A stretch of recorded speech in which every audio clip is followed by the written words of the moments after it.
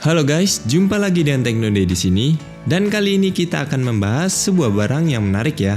Jadi memang ini kali pertama saya menggunakan barang dari JT dan tertarik banget dengan produk terbaru mereka, yaitu headphone Bluetooth JT S1.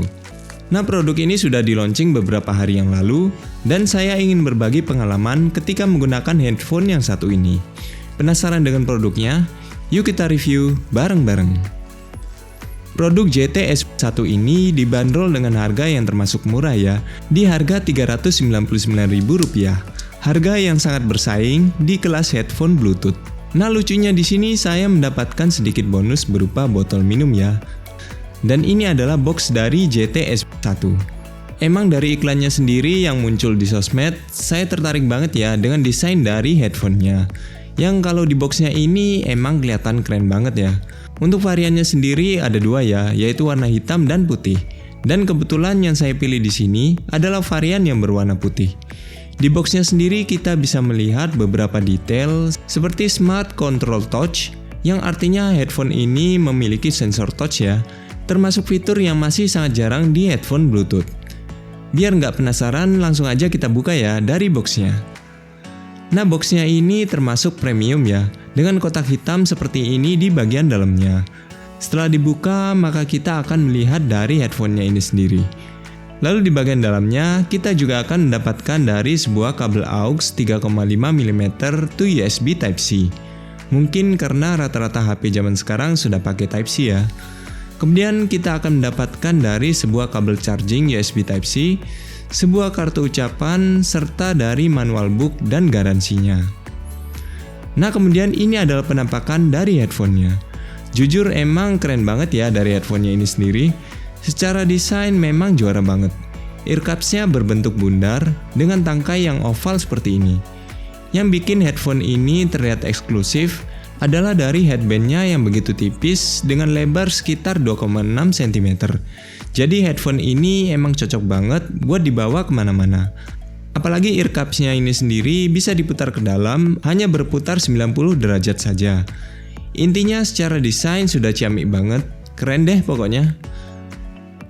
Nah, kita menuju detail yang dimiliki oleh headphone ini. Untuk bagian headband atasnya terbuat dari fiber ya, yang dijahit menyatu dengan kulit sintetis pada bagian bawahnya. Nah, bagian bawah headbandnya ini empuk banget dan nyaman ketika dipegang. Apalagi untuk bahan bagian earcups-nya ini juga sama-sama lembutnya ya, jadi soft banget ketika dipegang. Namun sayangnya ini tidak terlalu dalam atau tidak terlalu tinggi ya, jadi bagi kalian yang bertelinga besar pastinya bisa menyentuh bagian dalam. Untungnya bagian dalamnya ini juga dilapisi dengan busa sehingga masih terbilang nyaman. Di dalamnya juga ada keterangan untuk L dan R-nya. Ukuran earcups-nya ini termasuk besar, jadi tenang aja semua telinga bisa di-cover dengan baik. Headphone ini juga memiliki adjustable headband yang bisa kita sesuaikan dengan ukuran kepala kita. Namun sekarang kita menuju ke bagian yang sedikit mencuri perhatian saya ya, yaitu dari build quality-nya. Nah, pas pertama kali ngangkat headphone ini memang kerasa ringan banget ya. Jadi emang mayoritas dari bahannya terbuat dari plastik.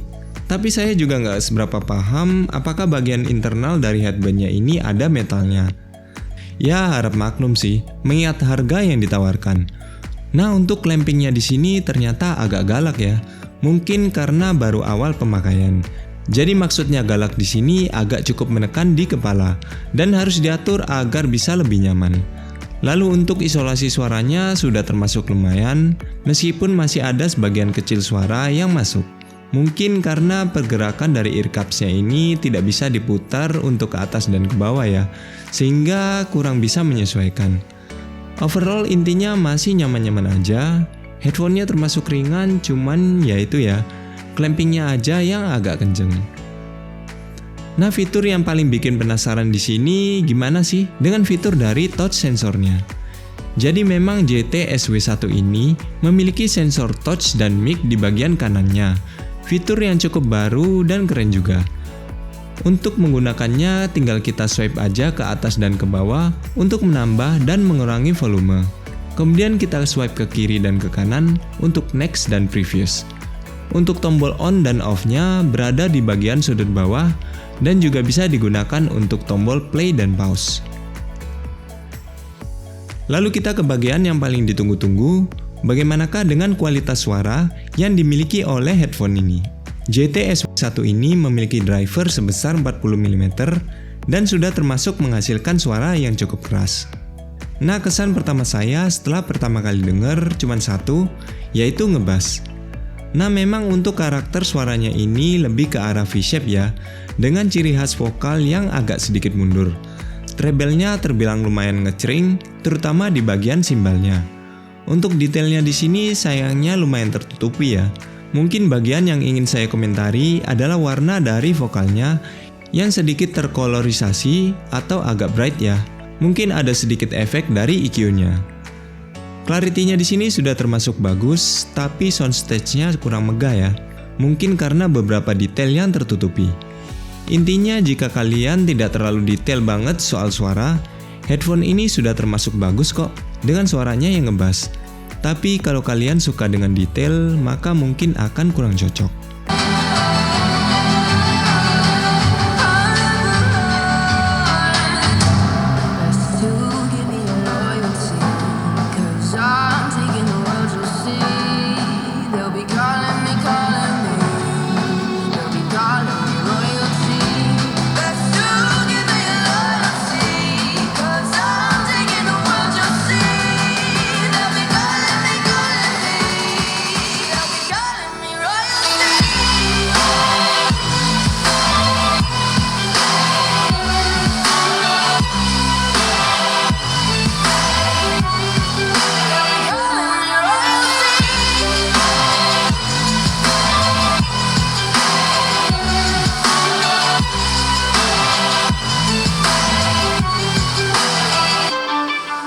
Untuk delay-nya sudah pasti ada ya, dan emang kurang cocok buat ngegame. Tapi jika dibuat untuk nonton film ataupun YouTube, masih aman-aman saja. Untuk kualitas mic-nya sudah terbilang lumayan, memang agak mendem ya, karena mungkin ada sedikit efek dari environmental noise cancellation. Nah, berikut ini adalah sampel dari delay dan mic-nya.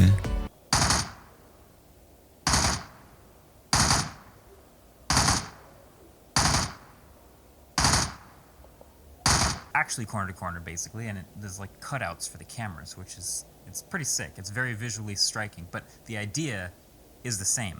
Halo, cek 1, 2, 3. Ini adalah hasil perekaman dari JT SX1. Gimana hasilnya menurut teman-teman? Setelah tadi saya melakukan pengetesan, untuk kualitas suaranya sebenarnya sudah bisa dibilang jernih ya. Tapi memang agak sedikit putus-putus, mungkin itu karena tidak seperti dari headphone-headphone yang memiliki mic di bagian depannya. Jadi ini mic-nya ada di sebelah kanan dan memang agak jauh. Jadi memang kalau kita berbicara itu paling enggak kita dalam nada suara yang keras, biar nanti lawan bicara kita itu bisa mendengar suara kita dengan baik. Jadi gimana hasilnya menurut teman-teman? Silahkan komentar di kolom di bawah. Nah, yang terakhir adalah koneksi dan ketahanan baterainya. Headphone ini sudah menggunakan Bluetooth yang terbaru yaitu 5.3. Jadi so pasti aman banget ya secara konektivitas, asalkan jaraknya juga tidak lebih dari 10 meter.